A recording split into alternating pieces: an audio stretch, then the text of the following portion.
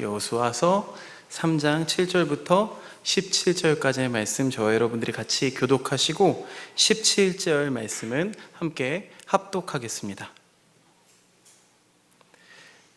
여호와께서 여호수아에게 이르시되 내가 오늘부터 시작하여 너를 온 이스라엘의 목전에서 크게 하여 내가 모세와 함께 있었던 것 같이 너와 함께 있는 것을 그들이 알게 하리라.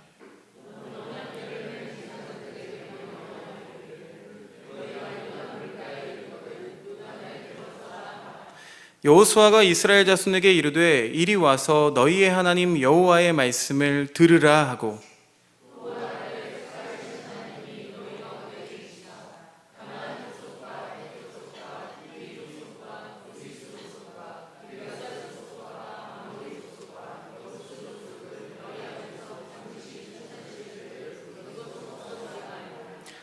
보라, 온 땅에 주의 언약궤가 너희 앞에서 요단을 건너가나니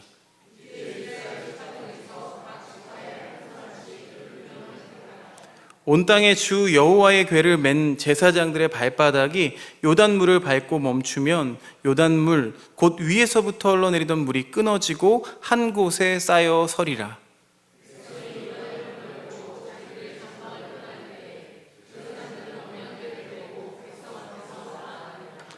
요단이 곡식 거두는 시기에는 항상 언덕에 넘치더라. 궤를 맨 자들이 요단에 이르며 궤를 맨 제사장들의 발이 물가에 잠기자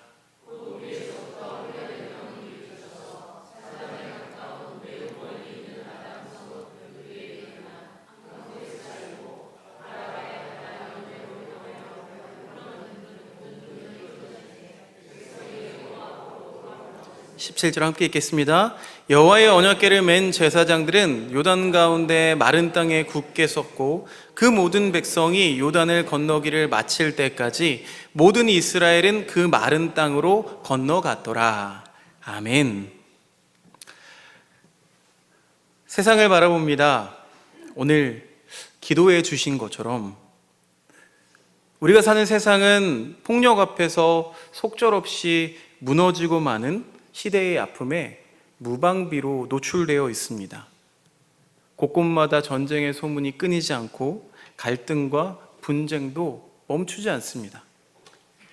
거기에 더해서 매년 일어나고 있는 기후변화는 더 이상 인간이 환경 파괴를 멈추지 않으면 인류의 종말이 현실이 되고 말 것임이 자명한 그런 시대를 우리가 살아가고 있습니다. 그래서 주위를 어디를 둘러보아도 우리는 소망보다 절망에 익숙할 뿐입니다. 이런 현실을 바라보며 세상은 우리 믿는 사람들을 향해서 과연 하나님은 어디 계신가? 라는 질문을 우리에게 던지고 있습니다. 우리가 듣기에 곤란한 질문이기에 애써 외면하거나 우리는 예수님 믿으니까 괜찮아 라는 구호만 교회 안에서 외치는 것은 참으로 비겁한 행동일 뿐이고 또 그다지 정직하지도 않습니다. 세상이 우리를 향해서 던지는 이 물음은요, 어떤 거창한 신앙 논쟁을 말하는 게 아닙니다. 정작 우리 자신들의 신앙과 믿음에 관한 물음입니다. 그림을 하나 보실 텐데요. 이 그림을 보시고 어떤 심정이 떠오르시나요? 이 작품은요, 미국의 화가 헨리 오서워 터너라는 흑인 작가의 그림입니다. 19세기 후반에 이 흑인 작가, 흑인은 미술을 할 수가 없는 시대였습니다. 그럼에도 불구하고 작품을 그려서 출품을 했더니 이 사람이 흑인인지 백인인지 모르고 당연히 백인인지 알고 3등에 입상을 한 거예요. 그런데 이 사람이 흑인이란 사실을 알고 나자 그러면 수상을 취소하고 4등에 있는 사람을 끌어올려서 다시 시상하겠다라고 했는데요. 그 4등한 사람이 백인인데 그건 옳지 않은 것 같습니다. 정직하게 그 사람에게 상을 주는 것이 맞는 것 같습니다 라고 해서 상을 받게 되는데 현장에는 나가지 못하고 나중에 상을 전달받고 그 이후에 활동했던 작가입니다. 이 작품을 보면은요, 제목이 감사를 드리는 가난한 사람들인데요. 하나님이 계신다면 어떻게 이런 일들이 일어날 수 있습니까? 라는 이 물음이, 여러분, 우리 식탁은 어떻습니까? 저거보다는 훨씬 더 많은 것들이 차려져 있죠. 그러다 보니까 우리에게는 그 질문이 간절한 질문이 아닌지도 모르겠습니다.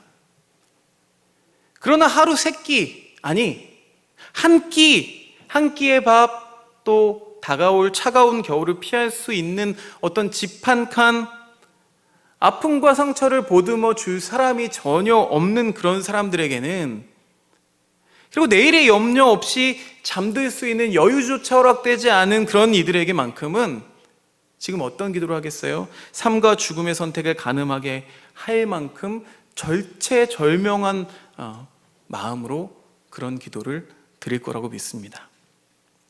따지고 보면 처한 상황과 정도만 다를 뿐이지 우리 안에서도 이 물음은 계속 있었습니다. 하나님은 도대체 어디에 계십니까? 그러나 다만 끈질기지 않게 우리가 이것을 가지고 씨름한 적이 없었을 뿐인 것이죠. 한편으로는 또 어떻게 되는지도 잘 모르겠고, 어떻게 해야 할지도 모르겠고, 또 우리가 기도한 대로 원하는 답을 얻지 못하면 맞닥뜨리게 될 현실이 두려워서 우리는 그럴싸한 믿음이라는 포장지로 우리의 절망과 체념을 감추기에 급급했는지도 모르겠습니다. 오늘 여호수아서 말씀은 그런 차원에서 우리를 더 혼란스럽게 만듭니다. 이제 이스라엘 공동체의 리더십이 모세에서 젊은 여호수아로 넘어갔습니다. 근데 과연 이 여호수아에게 민족을 이끌 지도자로서의 역량이 있는지를 입장해야 될 부담이 여호수아에게 고스란히 짊어져 있는 상태였어요. 그런 부담을 가지고 있는 여호수아 앞에 때마침 자신을 입증해야 되는 시험이 찾아왔습니다. 가나안 목전에 다다른 이스라엘 행렬이 멈춥니다.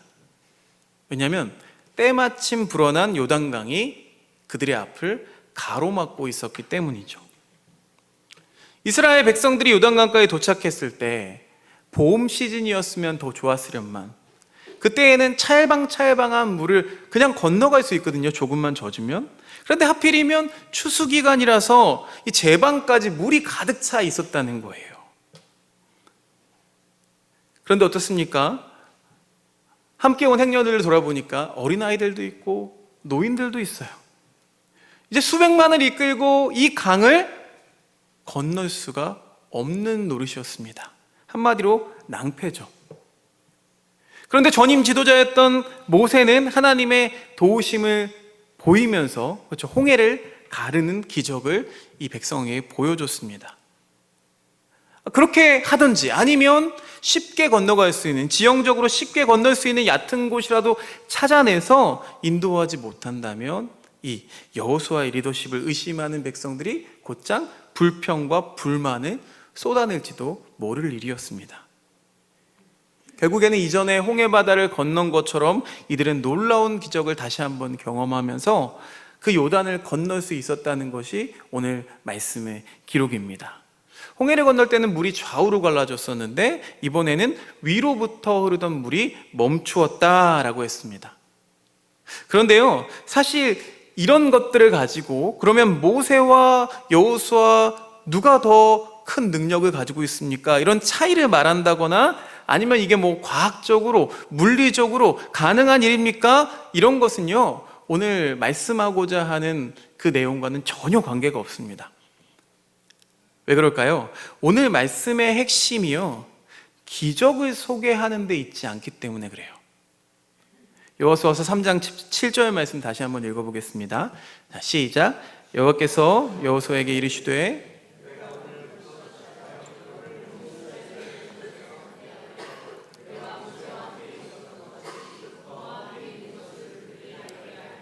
내가 모세와 함께 있었던 것 같이 너와 함께 있는 것을 그들이 알게 하리라. 오늘 이 사건은요, 말 그대로 여호수아가 하나님께서 세우시는 지도자, 하나님이 함께 하시는 지도자라는 것을 결정적으로 입증해 주는 그런 사건입니다. 이런 기적, 강이 갈라지거나 강을 갑자기 물이 끊겨서 건널 수 있는 기적은요, 하나님이 함께 계시지 않는다면 일어날 수 없는 사건들이죠. 그런데 여기서 중요한 것은 뭐냐? 이 기적, 눈으로 보이는 현상이 중요한 것이 아니라 뭐예요? 7절 말씀처럼 하나님께서 함께 하신다는 이 사실, 이것이 본질이죠. 이 본질이 더 중요하다는 거예요. 여호수아서를 쓴 기자가 전하고 싶은 핵심 메시지였을 것 같아요. 우리는 기적과 이적을 많이 경험하고 또 놀라운 체험을 많이 하게 되면 하나님께서 하시는 것을 잘 믿을 수 있다라고 생각하기가 쉽습니다. 실제로 우리 기독교의 모습이 과거에는 그랬던 것이 사실이에요. 그런데 더 이상 대부분의 교회에서 은사를 강요하는 일은 굉장히 드뭅니다. 부흥회나 치유 집회, 그리고 기도원 신앙, 이런 것들도 이제는 좀 퇴색해졌습니다. 그 모든 것을 다 부정하는 것은 아니지만 그동안의 기독교는 그런 방식으로만 하나님을 보아왔고 또 기대했고 믿어왔습니다.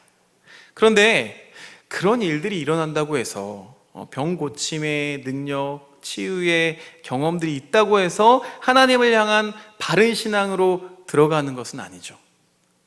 오히려 그런 방식에 자꾸 길들여지게 되면 내가 이런 경험을 했고 또 저런 놀라운 일들을 보게 됐다라는 자기 만족만 남을 뿐이죠. 그러나 정작 하나님과의 관계성에서는 멀어질 위험성이 더 큽니다.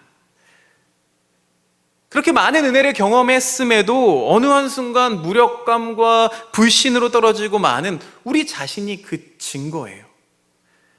하나님께서 살아계시기 때문에 이런 것을 경험할 수가 있구나, 이게 돼야 되는데 이런 일들과 저런 현상들, 저런 기적들이 내 눈에, 내 손에 잡히지 않는다면요, 결국에는 하나님이 계시지 않는 분이 되고 마는 셈입니다. 사랑하는 여러분, 하나님은 살아계십니다. 믿으십니까? 이것이 말씀이 우리에게 전하는 사실이죠. 또한 이것이 우리의 믿음입니다. 하나님이 살아계신다라는 말은요, 살아있는 모든 것들, 그러니까 모든 생명은 하나님께 있다라는 뜻입니다.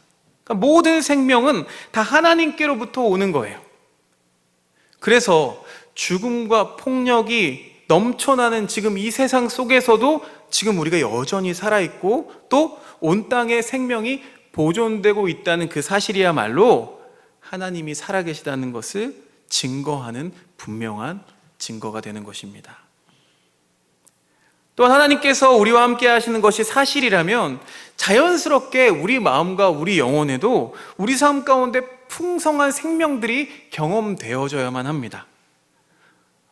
여러분은 생명이라는 것을 어떻게 경험하면서 살아가고 계시나요? 이 물음에 대한 답변에 따라 내가 하나님을 어떻게 경험하고 있는지를 결정하는 것입니다. 여러분, 어떻게 생명을 경험하고 실감하시나요? 오늘 이 물음을 목장에서 나누실 첫 번째 질문으로 여러분께 드립니다. 성경은요, 모든 인간은 죄를 범하였다라고 정의합니다. 그리고 죄의 결과는 뭐예요? 네, 죽음이죠. 인간은 모두 죽음 아래 있어요. 결국 죽음에 삼켜지고 만다는 뜻입니다. 그래서 살아있는 모든 인간은 결국 죽는 거죠.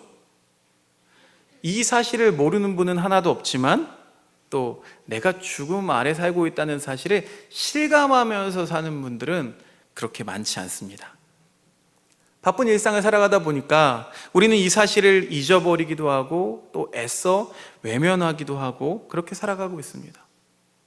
그런데 그렇다고 해서 이 삶에 드리워져 있는 이 죽음의 영향력을 우리가 없는 척할 수 있는 방법이 전혀 없습니다. 애당초에 이 죽음이라는 것은 우리가 거절할 수도 없고 또 벗어날 수도 없는 절대적인 힘입니다. 그런 죽음 아래에 있기 때문에 우리 안에 뭐가 찾아와요? 죽음에 대한 증상들이 찾아오게 되는데 그게 뭘까요? 불안, 초조, 조급함, 막연함, 염려, 근심, 절망, 분노, 두려움, 인정받고 성공해서 살아야 된다는 어떤 욕망, 이 죽음이 가져다주는 증상을 우리가 피할 길이 없습니다. 다시 한번 말씀드리지만 인간은 모두 죽습니다. 어떤 인간도 죽음을 이겨낼 방법이 없습니다. 그러니까 이 죽음의 증상이라는 것은 모든 인류가 경험할 수밖에 없는 불치병과도 같은 것이죠. 자, 이런 병에서 고침받고 벗어날 수 있는 길은 오직 한 가지뿐입니다. 그게 뭘까요? 생명을 찾는 거예요. 그리고 그 생명 안에 거하는 방법뿐입니다. 여러분, 어둠은 빛의 결핍입니다. 그리고 빛은 어둠을 몰아내는 충분하고 충만한 빛입니다. 생명이 있는 한 죽음과 죽음이 초래하는 모든 힘은 다 벗겨질 수밖에 없습니다. 생명만이 모든 것을 다 벗겨낼 수 있어요. 여러분, 이런 생명을 여러분은 경험하고 살아가고 계십니까? 그렇다면 우리를 죽음에서 구원할, 이 엄청난 힘을 가진 죽음에서 구원할 생명은 도대체 어디에 있는 걸까요? 그런데 우리는 이미 답을 알고 있습니다. 그럼에도 불구하고 하나님께서 살아계신다는 것, 하나님 안에 생명이 있다는 것, 그리고 하나님께서 지금 우리와 함께 계신다는 그 사실에 우리는 별로 관심이 없습니다. 우리는 그저 하나님이 함께 계시는 게 아니라 그것보다 바다가 갈라지고 또 강이 갈라지는, 내가 원하는 것을 채우시고 내 물질을 채우고 나를 편안하게 만드는 그 생명이 아닌 현상에만 목말라 할 뿐인 거죠. 자, 오늘도 복음서 말씀을 한번 찾아보겠습니다. 마태복음 23장 말씀인데요, 1절부터 12절까지의 말씀 우리 같이 교독했으면 좋겠습니다. 함께 읽겠습니다. 이에 예수께서 무리와 제자들에게 말씀하여 이르시되, 그러므로 무엇이든지 그들이 말하는 바는 행하고 지키되 그들이 하는 행위는 본받지 말라. 그들은 말만 하고 행하지 아니하며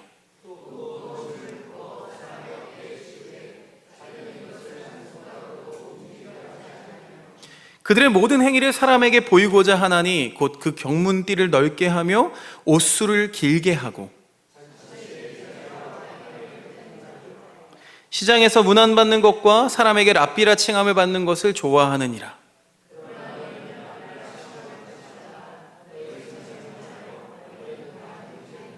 땅에 있는 자를 아버지라 하지 말라. 너희의 아버지는 한 분이시니 곧 하늘에 계신 이시니라.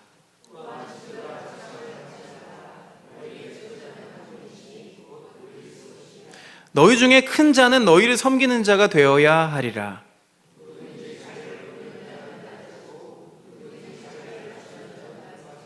아멘. 우리가 잘 알고 있는 말씀이죠. 특히 마지막 절에 있는 누구든지 자기를 높이는 자는 낮아지고 누구든지 자기를 낮추는 자는 높아지리라. 이 말씀은 굉장히 좋아하는 말씀이고 잘 인용하는 말씀이기도 합니다. 오늘도 주님은 이 제자들과 함께 계신 자리에서 이 서기관과 바리새인 사람들을 혹독하게 비난하셨습니다. 그들을 비난하신 이유가 뭐였나요? 보니까 지기 힘든 무거운 짐들을 사람들에게는 짊어지게 하면서 정작 자신들은 손 하나 까딱하지 않는다는 거예요. 남편들의 모습하고 비슷하죠. 말은 많이 하지만 그러나 결혼하기 전에는 내가 절대로 손 묻히지 않게 해줄게, 말은 잘하지만 나중에 결혼하고 나면 손 하나 까딱하지 않는. 결국 이 모든 일들을 이들은 어떻게 합니까? 사람들에게 보이려고 하는 거예요. 사람들에게 보이려고 하는 거죠. 윗자리, 높은 자리에 앉는 것을 좋아하고 또 사람들에게 먼저 인사를 받는 것을 즐기고 랍비라고 불리는 것을 좋아했다는 이유로 예수님께서는 그들을 비난하십니다. 서기관과 바리새인들, 이들을 보면은요, 엄밀히 말하면 이들은 종교 지도자들은 아닙니다. 우리 시대에 비추어 보면은요, 이 사람들은 어떤 정치를 위한 압력단체들, 그러니까 시민운동가들이었는데 대중들에게는 아주 높은 수준의 도덕과 헌신을 요구했습니다. 그런데 정작 어때요? 자기들은 하지 않아요. 쉽게 말하면 잘난 척하는 오만한 사람들이었다는 거예요. 그런데 오늘 말씀에서, 이 마태복음 말씀에서 주목해야 될 부분이 있습니다. 지금 이 말씀을 듣는 사람들, 이 말씀을 듣고 있는 사람들은요, 서기관과 바리새인들이 아닙니다. 그들 들으라고 하신 말씀이 아니라는 거예요. 남 흉보시는 게 아니라는 거예요. 8절 말씀은 이렇게 시작합니다. 그러나 너희는 랍비라 칭함을 받지 말라. 너희 선생은 하나요? 너희는 다 형제니라. 그러면서 8절부터 12절까지 본받지 말라, 이들을 본받지 말라 라고 하는 말씀, 그 말씀을 듣는 자들은 제자들이었습니다. 그냥 높아심에서 하신 말씀일 수도 있겠지만 주님의 말씀을 보니까요, 이미 예수님의 제자들 안에도, 그러니까 믿는 우리 안에도 그런 서기관과 바리새인의 모습이 있다는 것을 꾸짖으시는 거죠. 그러고 보니까요, 이런 말씀을 읽을 때 한 번도 이 말씀이 우리 자신을 향한, 그래서 이런 말씀은 그냥 당대의 그냥 부패한 종교인들, 그냥 서기관들이나 바리새인들, 그런 사람들한테 주시는 말씀이야. 그런 사람들을 비난하는 거야. 나는 같은 부류가 아니야 라고 받아들였던 것 같아요. 제가 이 말씀을 계속 다시 읽어봤습니다. 아무리 다시 읽어봐도 지기도 힘든 무거운 짐을 남의 어깨에 지우면서도 정작 자신은 손가락 하나 까딱하지 않는다 라는 말씀에 제일 위태로운 사람이 바로 저라는 걸 깨달았습니다. 이 말씀이 왜 이렇게 아프게 들렸는지 모르겠어요. 정작 나는 말씀에 사로잡히지 못한 채 교우들에게는 항상 기뻐하세요, 감사하세요, 낮아지세요, 섬기세요, 사랑하세요, 복음에 사로잡혀야 됩니다 라는 말만 하고 있었으니까 그렇습니다. 교우들이 어떻게 볼까? 어떻게 들을까? 이토록 남들에게 보이는 것만 신경을 쓰다 보니까 정작 내 안에서 역사하시는 하나님께 소홀하게 되는 것이 이 목회자의 자리이고 또 연약함인 것 같습니다. 기도를 부탁드리기는, 제가 설교를 하기보다는 말씀 안에서 먼저 은혜 받기를 기도 부탁드립니다. 권면하기 이전에 그런 말씀을 주신 은혜를 먼저 경험하기를 원합니다. 교우들에게 이렇게 사세요 하기 전에 먼저 하나님 나라를 살면서 그 하나님 나라에 감동하고 감격하면서 살기를 원합니다. 어쩌면 저에게 허락해 주신 목회는 모든 이들, 우리 교우들을 구원은 주님께서 하시는 거고요, 제 자신을 구원하기 위한 몸부림일지도 모르겠습니다. 바울 목사님은 이러한 저에게 언제나 큰 귀감이 됩니다. 우리가 지난 주일에도 말씀을 살펴봤지만 바울은 당시에 있던 견유 철학자들, 뜨내기 철학자들과는 달랐다고 했어요. 복음을 전하면서도 먼저 권위를 내세운 적이 없었습니다. 사람의 마음을 얻고자 아첨하는 말을 한 적도 없었습니다. 그런데 여러분, 이게 말처럼 쉬운 일이 아니죠. 바울은 예루살렘 교회를 중심으로 하는 그 유대 기독교인들에 의해서 그 권위가 늘 도전받고 있었습니다. 유대인들은요, 그가 복음을 전하는 곳마다 찾아와서 모함하고 회방했습니다. 또 소아시아에서는 목회자로서의 바울의 입지가 점점 약해지고 있었습니다. 여러분, 이런 상황에서 사람의 마음을 얻고자 하는 유혹을 뿌리친다는 것, 이것은 아주 어려운 일입니다. 하지만 그럼에도 불구하고 그런 유혹에 넘어가지 않고 오히려 힘을 다해서 성도들을 가르쳤다 라고 성경에 기록되어 있습니다. 데살로니가전서 2장 12절 말씀 함께 읽어보겠는데요, 이 말씀 같이 읽어보겠습니다. 시작. 이는 너희를 부르사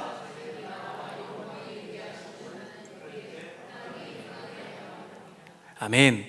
이 말씀을 좀 쉽게 세 번역으로 제가 읽어드리자면, 우리는 여러분을 권면하고 격려하고 경고합니다마는 그것은 여러분을 부르셔서 당신의 나라와 영광에 이르게 하시는 하나님께 합당하게 살아가게 하려는 것입니다. 바울이 이렇게 교인들한테 힘차게 말할 수 있었던 근거가 어디 있었냐? 그야말로 그의 나라와 영광을 누리게 해주시는 분이 하나님 뿐이심을 이 바울 목사님이 먼저 굳게 믿고 있었기 때문에 그렇습니다. 그것을 경험하며 살았기 때문에 그렇습니다. 하나님의 나라는요, 하나님의 통치와 일치됩니다. 그렇기 때문에 하나님의 나라를 말하려면 말 그대로 하나님의 통치를 경험하면서 살아야 하는 것입니다. 그리스도인이 해야 할 일은요, 이런 것들을 뛰어넘을 수가 없습니다. 그런데도요, 오늘 우리는요, 이런 사실에 절박하지가 않습니다. 오히려 내 욕심이나 내 바람을 채우는 것이 늘 먼저입니다. 세상에 뒤처지지 않으려고 애를 쓰면서 그저 아등바등 살아갈 뿐입니다. 사람들의 마음을 못 얻으면 어쩌나, 남보다 못하면 어쩌나 전전긍긍하며 절망할 때가 참 많이 있습니다. 마치 하나님이 함께 계시지 않는 것처럼 우리는 염려하고 세상의 끝이라도 난 것처럼 두려워합니다. 이미 2000년 전에 예수님께서는 하나님의 나라를 이 땅에 가지고 오셨지만 우리 교회들의 모습을 보면, 우리의 모습을 보면 그런 나라는 오지 않은 것처럼 보입니다. 여전히 말씀대로 산다는 것은 쉬운 일이 아닙니다. 하나님을 믿겠다고 하지만 사람의 마음을 얻어야겠다는 조급함에 우리가 빠질 수도 있고, 또 낮아지고 섬기기보다는 사람들로부터 인정받으며 살고 싶은 그 마음을 놓기가 참 쉽지가 않습니다. 서기관들과 바리새인들처럼 죽을 때까지 알게 모르게 내 안에서 일어나는 크고 작은 위선을 보면서 살아가야 할지도 모릅니다. 여러분, 그렇다면 우리는 어떻게 해야 할까요? 죄송하지만 그걸 해결할 수 있는 뾰족한 방법이 우리에게는 없습니다. 마음 먹는 대로 할 수 없다는 사실을 인정하는 것이야말로 정직한 것입니다. 우리가 할 수 있는 최선은요, 애당초 우리가 할 수 없는 일이기 때문에 할 수 있는 분께 그것을 의뢰하는 일뿐입니다. 그게 전부예요. 그리고 여기에 우리의 삶과 신앙의 모든 것이 달려 있습니다. 어떻게 해야만 말씀이 가르쳐 주시는 대로 하나님께서 지금 나와 함께 하신다는 그 흔들림 없는 믿음 안으로 우리가 들어갈 수 있을까요? 우리 모두가 이미 그 답을 알고 있다고요. 예수 그리스도께 가까이 가는 것입니다. 오직 예수 그리스도를 통해서만 하나님을 볼 수 있고 믿을 수 있고 또 함께 할 수 있기 때문에 그렇습니다. 우리가 하나님의 존재를 믿고 싶다면, 하나님이 계시다는 것을 믿고 싶다면 먼저 예수님을 믿어야 되고, 하나님의 말씀을 듣고 싶다면 예수님을 통해서 들으면 됩니다. 구원을 경험하고 싶다면 예수님의 십자가와 부활에 주목하면 됩니다. 예수님이 이 땅에 가져오신 그 하나님의 나라가 현실이 되고 주님의 말씀이 삶을 이끄는 능력으로 경험되지 않는 한 지금 여기에 우리와 함께 계신 그 하나님을 실감할 방법은 없습니다. 사랑하는 행복을 나누는 하나교회 교우 여러분, 믿음은 더 많은 기적을 경험하고 더 놀라운 것을 얻어서 생기는 것이 아닙니다. 믿음은 들음에서 나는 것인 줄로 믿습니다. 들려진 말씀이 우리를 살리고 또 십자가와 부활을 통해서 하나님 나라와 하나님의 통치를 실감하는 경험만이 우리를 그리스도인답게 살아갈 수 있도록 해줄 것입니다. 그러니 권면드리기는 할 수 있는 한 말씀을 가까이 하십시오. 말씀을 읽는 것으로 그치지 말고 말씀을 묵상하십시오. 삶 속에서 말씀을 외치십시오. 주님께서 말씀을 어떻게 성취해 가시는지, 내 삶 가운데 어떻게 성취해 가시는지 눈을 크게 뜨고 지켜보십시오. 우리가 무언가를 알고 싶고 배우고 싶다면 그것에 관해서 더 많이 보고 듣고 배우는 것이 자연스러운 일입니다. 그렇게 느리지만 한 걸음 한 걸음 그렇게 주님의 말씀을 따라 살아가다 보면 하나님이 없는 것 같이 속절없이 쉽게 무너지던 그 마음을 성령님께서 단단하게 읽어주셨음을 실감하는 날이 반드시 찾아오게 될 것입니다. 하나님이 지금 나와 함께하고 계신다는 것을 눈치채는 그 순간이 바로 하나님의 나라가 활짝 열리게 되는 순간인 줄로 믿습니다. 그 순간을 경험하는 저와 여러분들 되시기를 주님의 이름으로 축원드립니다. 하나님 감사합니다. 오늘도 주의 말씀을 믿음으로 듣습니다. 그러나 주님, 우리 안에는 현상만을 바라보고 나의 바람, 나의 안녕, 나의 명예를 드높이는 일, 그것을 목표로 하고 하나님을 도구로 사용하는 우리의 어리석은 모습만이 있을 뿐입니다. 주님 용서하여 주시옵소서. 여호수아와 함께 하셨던 하나님이 우리와 함께 하신 줄로 믿습니다. 서기관과 바리새인들처럼 위선에 빠지지 않도록 주님 지키시고 보호해 주시옵소서. 날마다 하나님의 말씀을 묵상하며 그 말씀과 함께 걸으며 그 말씀이 내 삶에 어떻게 이루어지는지 잠잠하게 지켜볼 수 있는 우리 한 사람 한 사람 될 수 있도록 주님 이끌어 주시옵소서. 우리 교회도 그 길을 따라가기 원합니다. 말씀에 순종하며 그 말씀을 따라 걸을 때에 하나님 우리에게 허락하신 그 회복의 능력, 교회를 통해 세상이 소망이 되게 하시고 빛이 되게 하시는 그 하나님의 능력이 우리 교회의 발걸음 가운데 나타나실 줄로 믿사오니 주님 믿으며 의지하며 주님 앞에 나아갈 수 있도록 인도하여 주시옵소서. 예수 그리스도 이름으로 기도드렸사옵나이다. 아멘.